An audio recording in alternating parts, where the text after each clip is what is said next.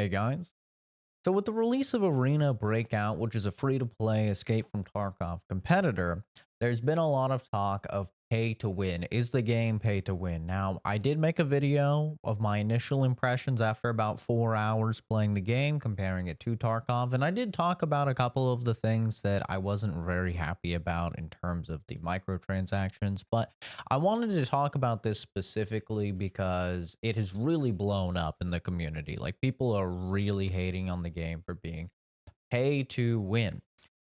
And I think the most important thing to distinguish right out the gate is what is pay to win. And this is unfortunately something that varies from person to person. I play a lot of free to play games. I've played, uh, honestly, probably almost all of them, and pay to win is something that varies drastically from game to game. Let me give you a few examples of what some people consider pay to win. Path of Exile, which is an ARPG competitor to Diablo, is completely free to play, but it does have microtransactions, and you can pay to get more storage. Some people consider getting more storage in the game pay to win. In that game, you can also change the particle effects and the animations and stuff for your attacks. You can think of it as, cosmetic skins for your attacks. Well, some of the attacks are a little bit visually busy, so you can get, animations and different particle effects to maybe be less visually busy, which may increase your visibility when you're playing the game. Some people consider that pay to win. um, Apex Legends. People consider some of those weapon skins pay to win if they even have a single pixel less that's obstructing your view with the iron sights of weapons. I mean, people actually went out and they spent well over $100 to get a skin for a gun called the Flatline because the iron sights were just a little baby bit better than the iron sights normally. And, that's a game where for the vast majority of the matches, you're not going to be using iron sights, right? You're going to have some sort of optic. And people consider those skins pay to win. And then you have something like the First Descendant that recently released, and you can outright buy a character, or you can go ahead and you can farm each of the parts of the character and craft the character completely free. But it is, some of those parts are like a 10% drop rate, a 1.5% drop rate. So you're going to have to be farming for a while. So some people consider that pay to win. And then, of course, you have Escape from Tarkov, the main competitor to Arena Breakout. And some people consider that game pay to win. Some people consider it not. And a couple of things that you can purchase with the higher editions is larger secure containers, which allow you to, place things in when you're in a raid. And even if you die, you keep the stuff that's in there. So a bigger container means potentially and realistically more profit per raid, even if you do die. And then you have, larger storage space in that game as well, which people consider pay to win. Um, and let me tell you what I consider pay to win. Okay, before I get into and show you guys what Arena Breakout has in terms of its microtransactions and if I think that's pay to win. For me, pay to win is very simple. Can you purchase something that a normal player cannot that will allow you to beat a normal player in an otherwise equal fight? So, assuming equal skill level between you and somebody else, can you purchase something with real world money that they cannot get in game that allows you to win? An example of this would be in a game like Escape from Tarkov competitor. Bullets are everything. The amount of damage that you deal to another player is entirely dependent based upon the bullets that you are using. Now, if you could pay real world money and you could get bullets that somebody just playing free to play could not get, and those bullets were better than the bullets that any of the bullets that somebody could normally get, that would be pay to win to me. If you could get attachments for your weapons that decrease your recoil more than everything else in the game free to play. That would be pay to win for me. So you see, for me, it's realistically, I am paying for this thing and I am going to win as a result, no matter what you do that's free to play. A great example of this is Diablo Immortal. Diablo Immortal was a free to play, I guess it still is, a free to play mobile game. And in that, you could very realistically just pay for power. And that would just make you stronger and it would make you beat every single person in PvP. It did not matter how much free to play grinding they did, they would never reach your level of power. So let's take a look now at Arena Breakout. Let's see what they have, right? So right out the gate, they have you can just buy for real money. This gold stuff is real money. You can buy the money in the game, you know, coins, whatever you want to call it. You can buy this currency. And this is obviously the currency that if you go on the market and you want to buy, you know, some really good body armor, this is the currency that you use, right? It all uses this, and this looks to be the most expensive body armor out of all of them at 496,000. So if you were to buy real world money, that would be almost $5 just for that armor. Do I consider this pay to win? No, I don't. I think honestly, you're a fucking idiot if you pay real world money for coins in this game, because this is something entirely achievable naturally, and most importantly, this game does not wipe. So unlike Escape from Tarkov, where you have to worry about all of your progress being reset every few months, this game does not wipe. It will never wipe. It is confirmed it will never ever wipe. So there is no need to try and fast track to get more money, because the game is never going to reset. So it's just assuming this, let's say this becomes your main game and you're playing it frequently, you will eventually get to a point where you will be so incredibly rich in the game that you will not even have to blink an eye, and you will just have so much of this in-game currency you'll be able to buy anything and go into every raid, you know, no matter what. So I think already that's a little bit silly. And honestly, it fills me with joy knowing that some dude could come in and he could spend 10, 25, hell, even $100 to get the best gear in the game. And ultimately, I can still get that gear free to play. And more importantly, I can still kill him just as easily, because a guy that spends $100 to, you know, get 10 million of the in-game currency, that guy is going to suck ass at the game. Right? Because any good player is just going to be able to get this stuff for free.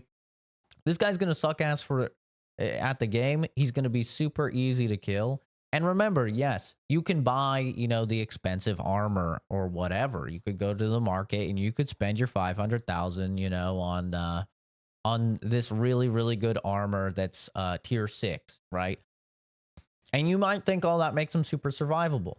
In this game, leg meta does indeed exist, just like Tarkov. So you can kill any player, regardless of how, you know, armored they are, by just shooting them in the legs. And so I don't really consider being able to buy really, really good armor pay to win, because ultimately you can just shoot them in the legs, and it's highly, highly effective, and it's debatably even easier than going for headshots, because leg hitboxes are obviously just objectively much larger than a head hitbox. So I don't consider the ability to buy gear pay to win. Personally, it doesn't fit my criteria for pay to win.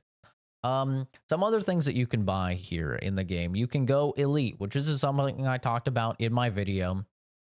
Now, this is a subscription, $5 every 30 days, which, if you know anything about me, you know I am very anti-subscription on anything. It's the reason why, you know, I never got into World of Warcraft or whatever, because I just don't fuck with subscriptions. I don't like monthly things charging me.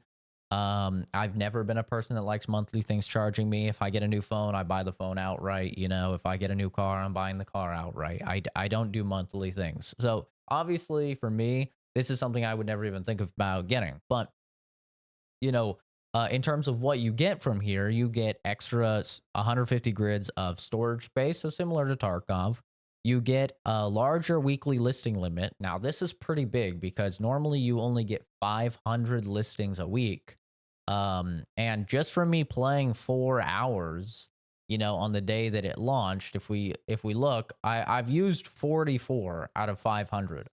So if you are, playing the game a lot and you're listing a lot of stuff on here, and once again, look how easy it is to list something, literally 2 clicks and you've listed something on the market. I mean, it's actually this easy. So, if you're listing a lot of stuff on the market, I could easily see how you could hit this 500 if this is like your main game, so that's a little bit annoying. I'll give you that.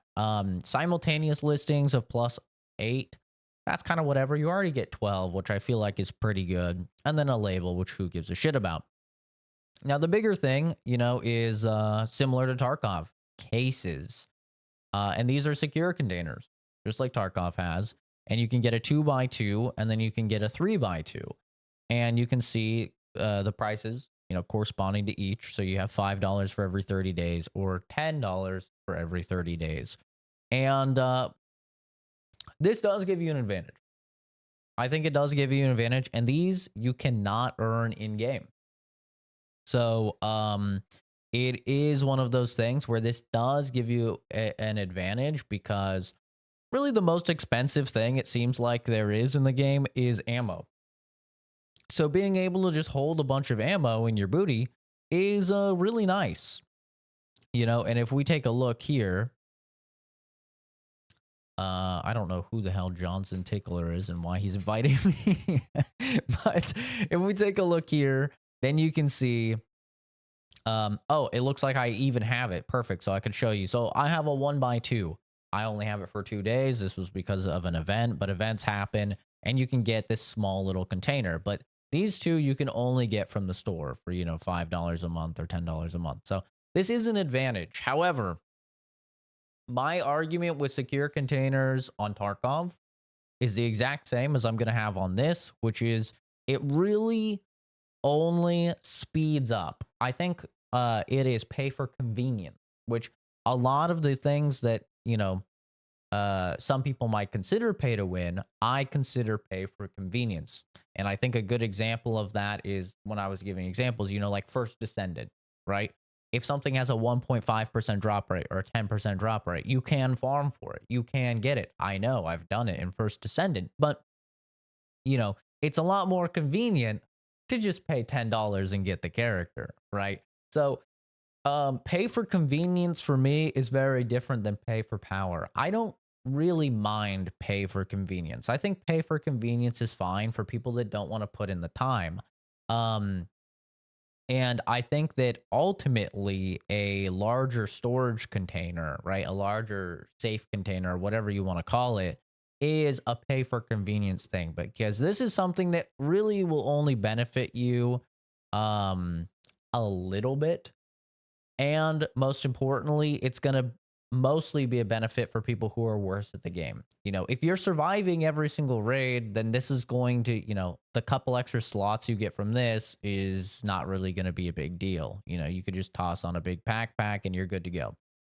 So, I do think this is an advantage. I think personally, if I was, to be the one designing the game, I would like these to be earnable in game.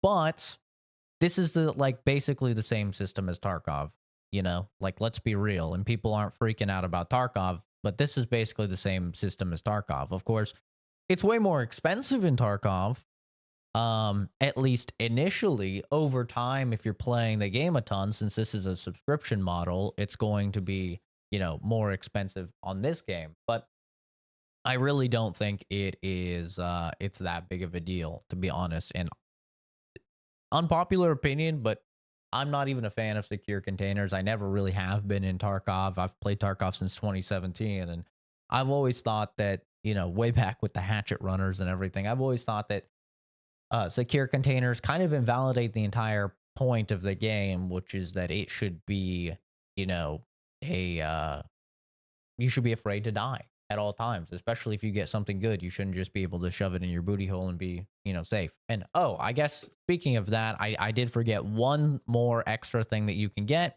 which is these keychains. Um, you can obtain this one, which I think is plenty big for 2x3, but you can get a 3x5 that is only obtainable in the store. So, there you have it. That's all the microtransactions in the game. For me, I don't think any of this stuff, constitutes pay to win. I told you guys my definition of pay to win. I don't think any of this stuff constitutes pay to win. I think that a lot of it is pay for convenience, which is the exact same as Tarkov. Um, and I really just don't think it's that big of a deal because ultimately this game is never ever going to wipe. So if you play even a bit, eventually you are going to get to the point where you're going to be turbo rich in the game. And basically everybody will be. So I think there's way more valid things to criticize the game for. Dead lobbies is a great one. The actual end game, like what is the actual end game? With no wipes, maybe the lack of missions. From my understanding, there's only about 60 missions. So I think talking about some of the missions could be good, but ultimately, I think that these are not that big of a deal in terms of the microtransactions, and I think that people are overblowing it a little bit. A lot of the stuff present in here is actually good for the health of the game, and I think a great example of that is being able to buy coins. I think in Tarkov you should be able to buy rubles. And I've said this for years now. And the reason why I think you should be able to is because then you cut out RMT. And for those that don't know, RMT stands for real money trading. And it is essentially exactly what you can do in Arena Breakout. You can spend real world money in order to get currency in the game or items in the game. And you can't currently do that in Tarkov. So as a result, people go to third-party sites because they want to do that. If you're a 9 to 5 dad and you only get an hour to play every single day, you're not going to make any meaningful progress in Escape from Tarkov. So what do people do? They go on third-party websites, maybe like eBay, and they'll purchase some rubles or, not really rubles exactly, but they'll purchase gear that will get them rubles. And then somebody will go and they'll drop them that gear. And maybe that seems innocuous to you. And maybe you're thinking, oh, well, Zach, that's the exact same system, just with extra steps that, Arena Breakout has. Well, actually, it's not, because since they have to go through a third party site, who are the people that can very easily get these high value items that they can sell for real world money? You guessed it, cheaters. Real money trading outside of the game encourages cheaters. It allows cheaters to make very healthy profits, and it allows them to continue funding their cheats, continue funding buying extra accounts, and continue cheating while making profit the entire time. And this has been a huge plague in Tarkov for a very, very long time now, of because of the fact that you cannot buy rubles and you cannot buy gear for real money in Escape from Tarkov, people go to these third-party sites and they purchase from cheaters, which encourages more cheaters.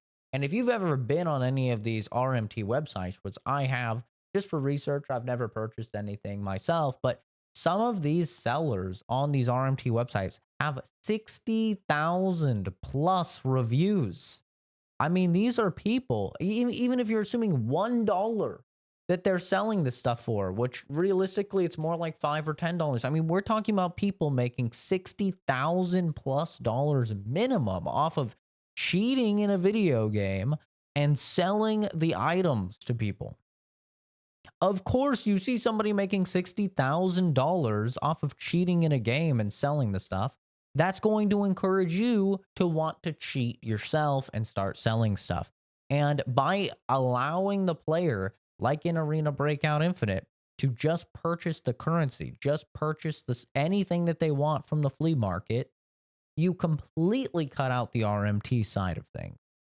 So now realistically, the only reasons for somebody to cheat are, one, because they're just really bad and they want to shit on people. or they just want to troll and shit on people, or if somebody wants to buy what's called a carry, which is where, you know, they essentially hire a cheater to wipe the entire lobby for them so they can get like a quest or something like that done. But typically, even the carries are actually done because uh, they want to be able to just loot the entire lobby, right? So it's just another way of RMT. So honestly, I've been arguing to allow buying rubles for real world money for a while now. I know it seems gross when you first see it and you see, oh, what the hell? Like, I can grind this whole time and then somebody else can just buy what I've grinded for with real world money.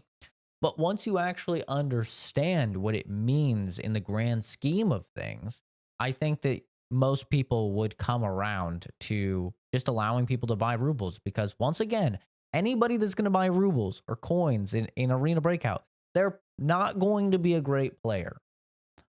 That's just how it is. I mean, a great player is going to be able to get this stuff naturally, and they're never going to feel like me.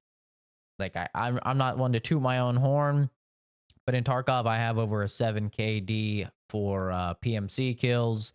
I have absolutely no issues just dominating players in Tarkov.